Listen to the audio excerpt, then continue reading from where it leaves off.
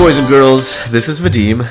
And this is Sergey. That's right, and you're listening to the 5-Minute Pick-Me-Up, where we tell you stories to motivate you for the week to come. And today we actually wanted to tell you a story, a little behind the scenes, pull the curtains back to the mentors, to the show, because we do get a lot of questions about how it's made, how we come up with themes for the episodes. But today we're going to specifically talk about how we get awesome and amazing guests.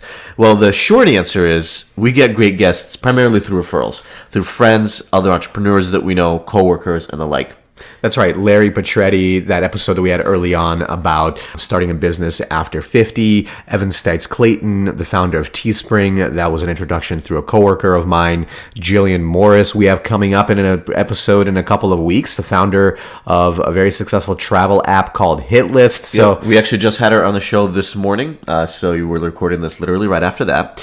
So it is oftentimes through people that we know and just asking them, hey, do you know any great entrepreneurs? But this week, if you guys follow us on Instagram at The Mentors Podcast, or on Facebook, The Mentors Podcast, or even on Twitter, I don't know if I showed it on Twitter, I did, which is It's The Mentors, you may have seen that I got an opportunity to interview LeVar Burton of Star Trek fame and Reading Rainbow. Probably one of the more famous guests that we've had on. Definitely the most famous guest, and I'm not sure how you weren't starstruck when you were interviewing him, Vadim. You know what? He was a super sweet gentleman, and immediately I felt incredibly comfortable with him. But I'll tell you the story of how we actually ended up getting that guest, because that story is a little bit unique. So a couple of months ago, I was at a meetup in New York City for South by Southwest EDU. I knew that I was going to this conference in March, and they had a get-together. I wouldn't even necessarily call it a meetup. It was a conference, I guess, of over 150 people that showed up to this event in New York City. And the founder of South by Southwest EDU, Ron Reed, who was actually on the show this past week, was there. And I was kind of hanging around, and I heard from somebody that there was a woman not standing too far from us that runs PR for South by Southwest. And I knew that I wanted to go to the event yet. I hadn't yet purchased my ticket. But I also have this podcast, and I figured it would be a great opportunity for me to go to the conference to interview founders and entrepreneurs in the education space. I also thought it'd be a great opportunity for me to get a free ticket to go to a conference as a media partner. And so once I found out that Liz, who I ended up meeting, was the person that ran PR, I ended up coming up to her and starting having a conversation. She's a really wonderful woman, and immediately we hit it off, and she's like, oh yeah, actually I love what your podcast is about. You should apply for a press pass, and we'll definitely get you to the event. Do you remember what you said to her when you came up to her? So you made the conscious decision of, hey, I want to build a relationship with this person. Let me come up and talk to her. I said, hi, how are you? Actually, I hear you run press for South by Southwest EDU, right? That was my opener. That was it. I mean, it was the truth. Immediately, though, I was very comfortable with her, and I ended up applying for it was kind of a long application to get the press pass. I got the press pass. Then a few weeks later, I bought my flight tickets and I came to the event.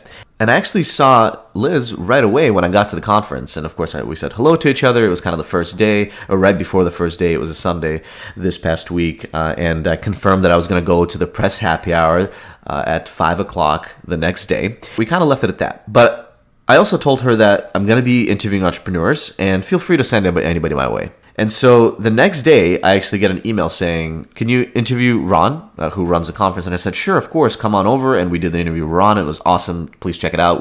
It's the most recent episode that we released. But also later in the day, I got an email saying, hey, you should interview LeVar Burton, famous actor, and Alicia, who is the CEO of Reading is Fundamental, because they're making an announcement on Wednesday. And of course, I said yes to that as well. And why do you think she gave you that opportunity? Did she see you talk at all during the conference? I mean, she must have seen you in action a little bit to trust that the content was actually going to be good. She's not sending LeVar Burton to some random guy. So she actually sat in on the interview with Ron.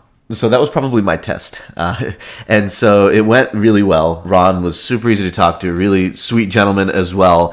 But also, me and Sergey have done already, I don't know, how many interviews? Dozens of interviews.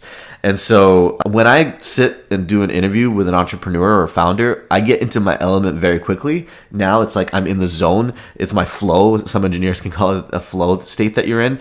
And so I think she noticed that I got into my flow, and she's like, you know what? I want him to interview LeVar Burton and Alicia, and because they have a big announcement this Wednesday, and it's also great for them. It's a great opportunity to give them a little bit of PR and press in a different medium, in a podcast, around this announcement that they were making. So you were able to show that you were a good interviewer to her, and also you built a relationship with her over time, before the conference, at the press event that happened at the conference as well. So really you were just basically showing who you are, your personality, etc., so you would be top of mind.